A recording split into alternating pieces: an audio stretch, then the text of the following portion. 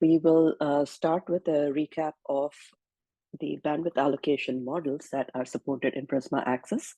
And this is for how Prisma Access processes the bandwidth that you assign to your branch sites that are managed by Prisma Access. Back in, when we started this journey with Prisma Access, we had the per site bandwidth allocation model, whereby you would allocate bandwidth to sites directly, indicating what is the volume of traffic you expected Prisma Access to process for securing your enterprise. This original approach was deprecated in 2021, but has continued to be supported for customers who used it before this time. That is, customers who had configured their sites for by allocating bandwidth per site and indicating that in their configuration of RNs to Prisma Access, continue to be supported by this model, but newer customers who started using Prisma Access with our branch sites did not have this as an option if you joined after 2021. The new model that is supported since then is called the aggregate bandwidth allocation model, which continues to be supported and is a model whereby you assign bandwidth to compute regions from where it can be flexibly allocated to sites that terminate their IPsec tunnels in this compute regions. So based on the aggregate bandwidth that you indicated is required for all sites in that compute region, you are allocated certain IPsec termination nodes based on the amount of traffic you have. So for instance, if you specify a gigabits per second worth of traffic that needs to be processed, you will have a single IPsec termination node assigned in the specific region. And in this termination node, you will have the IP for this termination nodes, which is what you use to form your IPsec tunnels endpoint. Customers are required to manage the bandwidth limits of an IPsec termination node. That is, if you have, for instance, 2 IPsec termination nodes, and you see that your bandwidth capacity is getting pretty close to the limits of that IPsec termination node, whether it is 500 megabits per second or a gigabit per second, you were required to switch your new sites endpoint, that is the IPsec termination node, to the second one if you had available. So our customers are expected to manage the bandwidth limits of an IPsec termination node, and Prisma Access, of course, secures your traffic through all the inspections we do at these at this security processing nodes.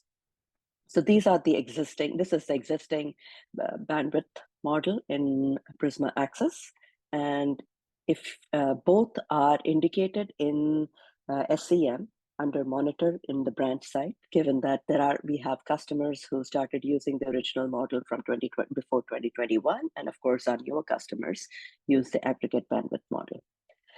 Now, in this,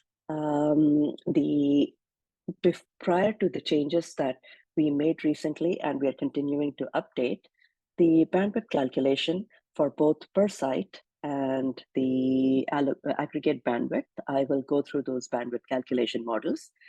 The bandwidth consumption was indicated at a tenant level, and it was displayed as the sum of bandwidth consumption at any given point from all the sites that are seen for the tenant.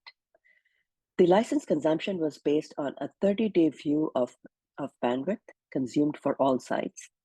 Now, bandwidth consumption data for a site is available at 1-minute durations. So using this 1-minute duration worth of data, we look at a 30-day period. We view the peaks for the overall bandwidth consumed.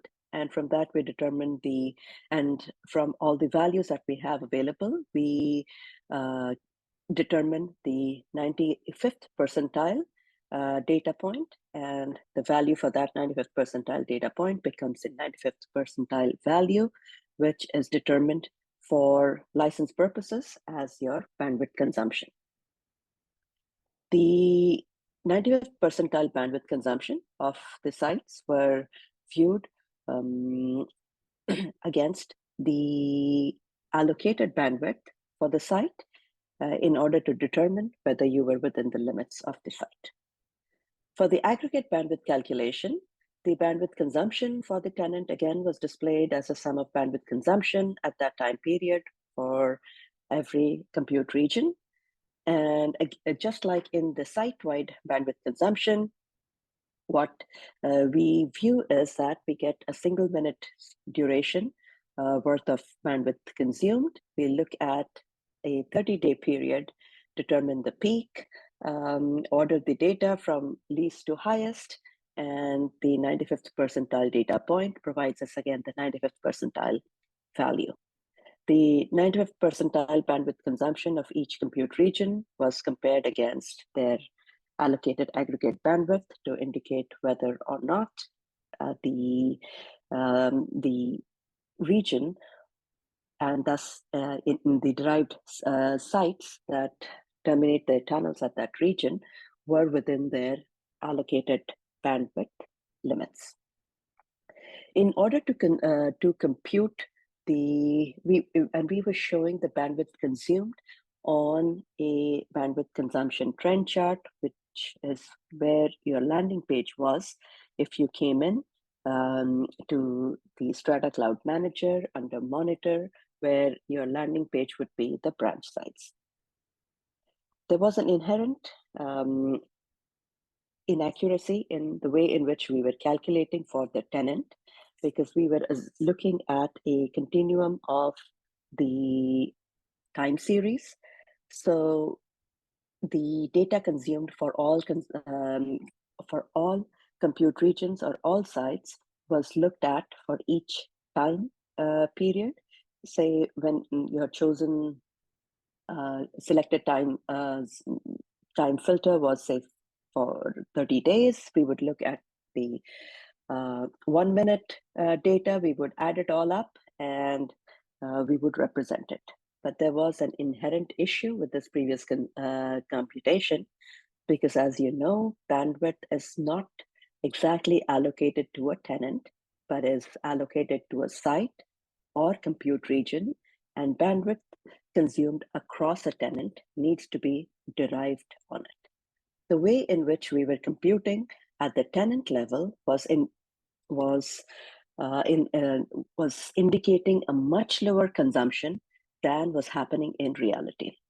When we added all sites per minute data consumption and just added all the tunnel values up, what it misrepresented was that geographically distant sites, we know, attain their max values at different times.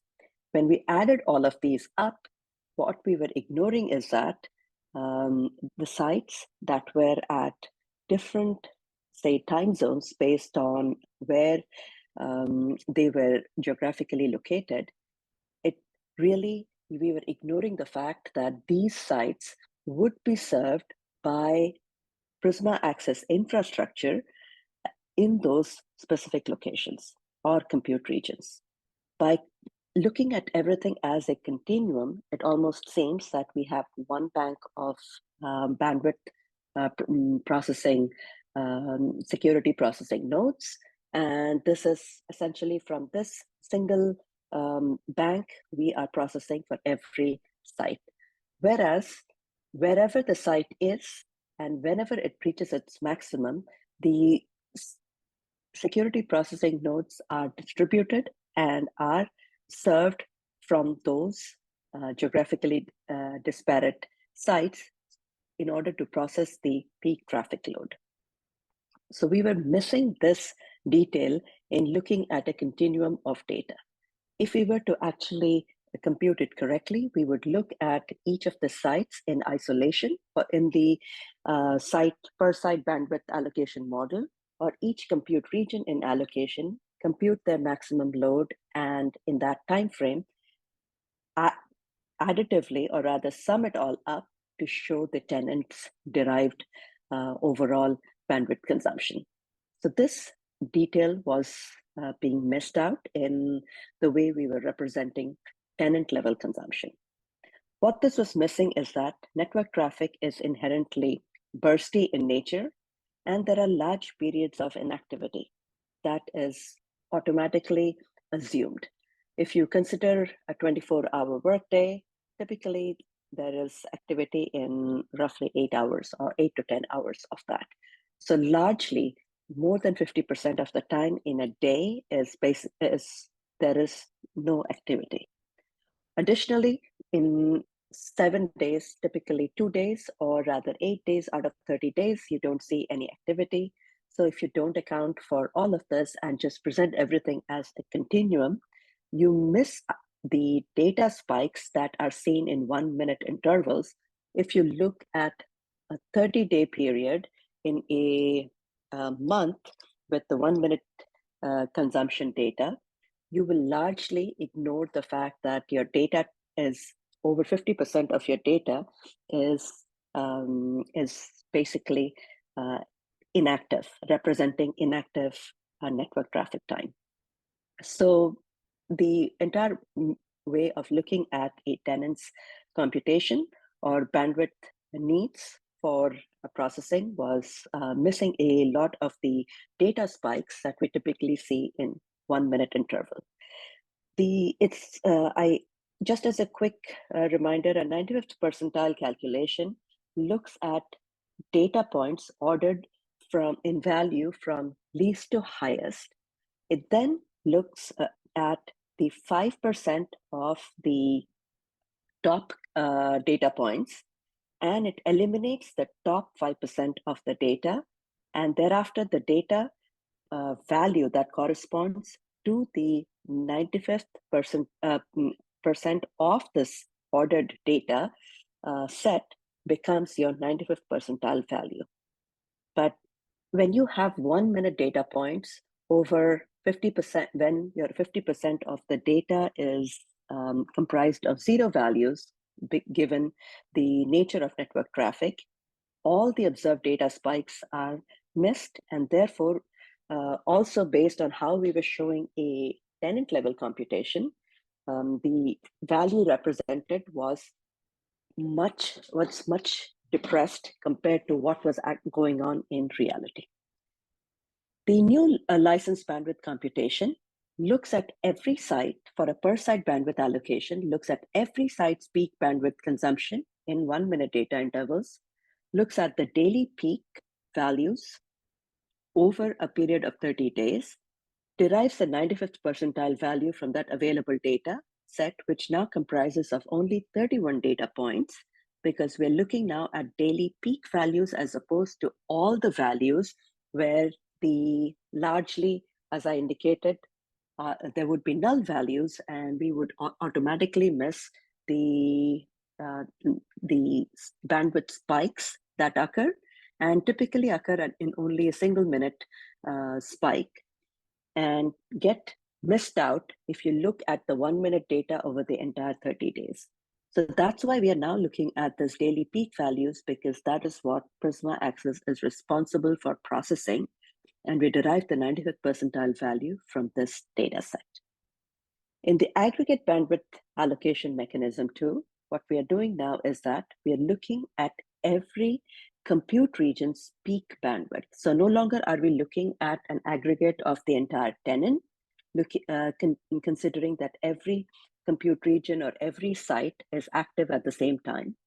So we are looking at every compute region's peak bandwidth consumption based on combined consumption of all sites that terminate in that region and are basically geographically co-located. So that gives you an accurate representation of that compute region's peak bandwidth. We look at these daily peak values on a period of 30 days. we derive the 95th percentile value from these available data points, which are now only 31 data points representing the spikes that are seen. And we use that to specify the compute region's license consumption.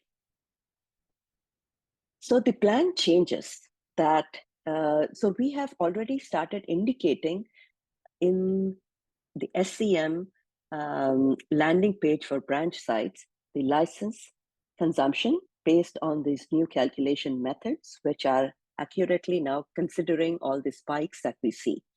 If your sites or compute regions don't have any such spikes that happen in 1 minute intervals and typically overshoot your allocated bandwidth, you would not see any real difference in the new method of computing the bandwidth as compared to the older method, because you would still stay within the envelope of your allocation. However, we see that there are sites that overshoot their allocated bandwidth by a large amount, and they're reflected in both a single site in the per site model and in the compute regions allocation in the aggregate bandwidth allocation model. And those would then now be reflected in the new model because the spikes are no longer getting missed out. So while we have indicated the license bandwidth consumption already in SCM, what hasn't changed are the bandwidth consumption trend charts that exist. So the bandwidth consumption trend charts do not reflect the license consumption that is happening per the new model, and we will address that in the revamped branch sites bandwidth consumption trends charts in the August timeframe.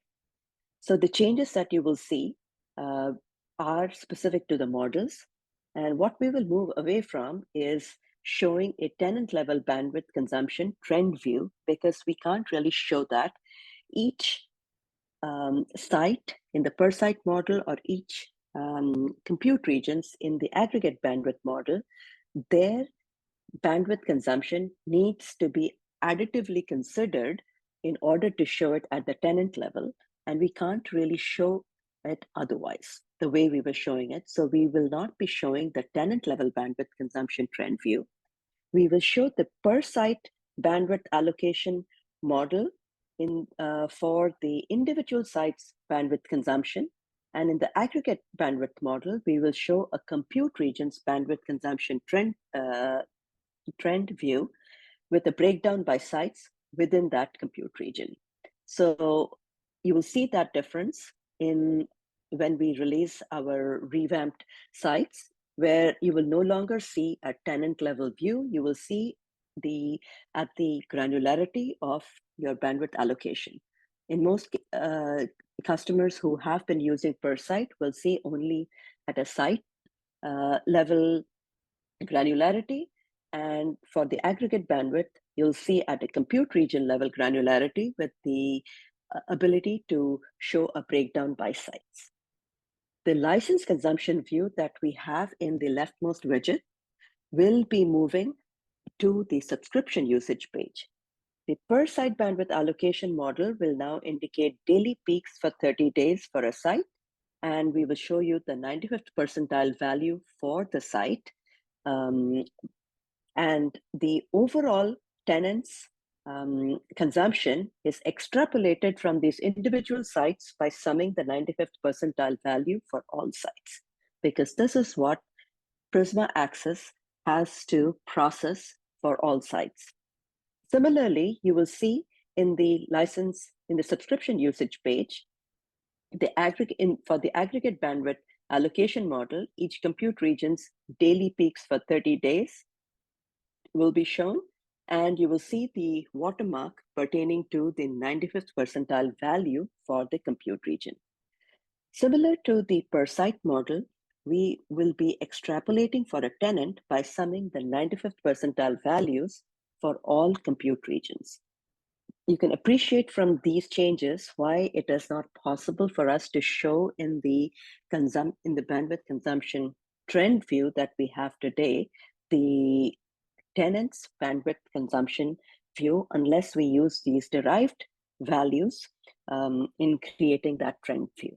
We feel it's more accurate since you're allocating the bandwidth to a site or to a compute region. It is more accurate to show you the trend view for how the license that you're allocating is getting consumed.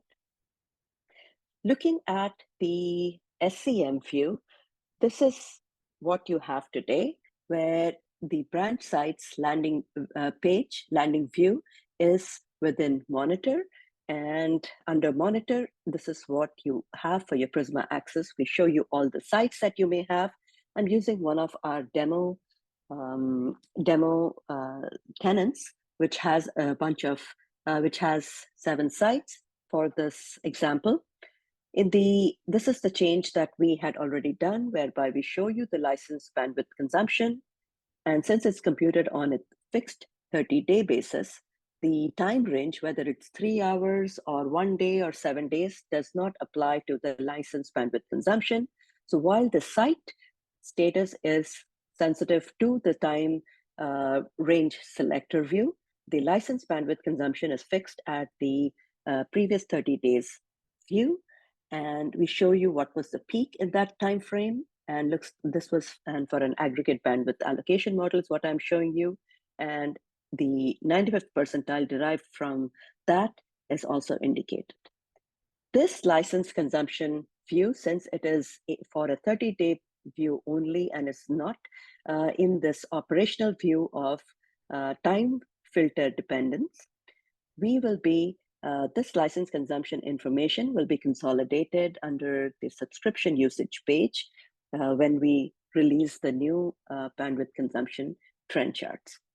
The landing view for all branch sites, this page is intended for an operational view, which is based on a time filter on this page. And you can look at your consumption at all the sites, the site status, and so forth by changing the time filter to your interested into your period of interest within the last 30 days. The bandwidth consumption trend chart, as you can see, while we are indicating that there is a 126 megabits per second peak here, you won't be able to correlate that with this chart because this does not comprehend, the existing chart does not comprehend the fact that it is an additive view of each site in the per site model and an additive view of the aggregate bandwidth model for every compute region in creating the tenant view.